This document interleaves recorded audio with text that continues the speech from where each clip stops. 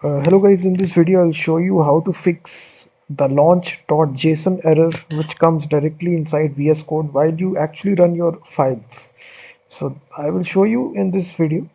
So normally what happens when you try to run your file.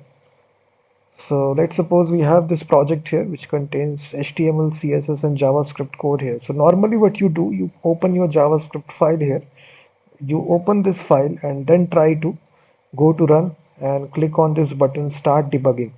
So then this pop-up will actually show right here, and you select any option right from here, and then this launch.json error comes and the debugging doesn't happen. Instead you see this launch.json. So why it is doing? Because normally inside what you need to do, you need to close this file, rather than you only need to open this file only, index.html, not this file.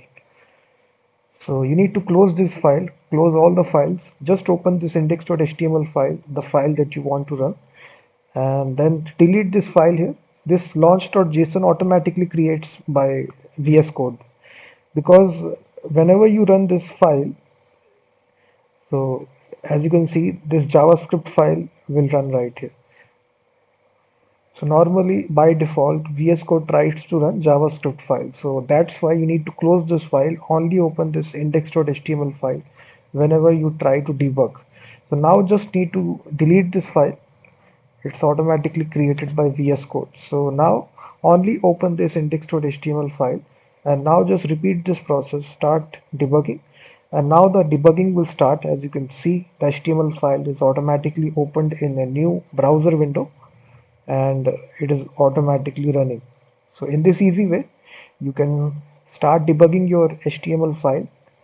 So the fix is really simple. You don't need to open this JavaScript file, because if you try to open this file again, that error will come, launch.json. So now to fix that, it's really simple. You don't need to open that file. Just open this index.html file and then run, simply start debugging. So then that error will not happen.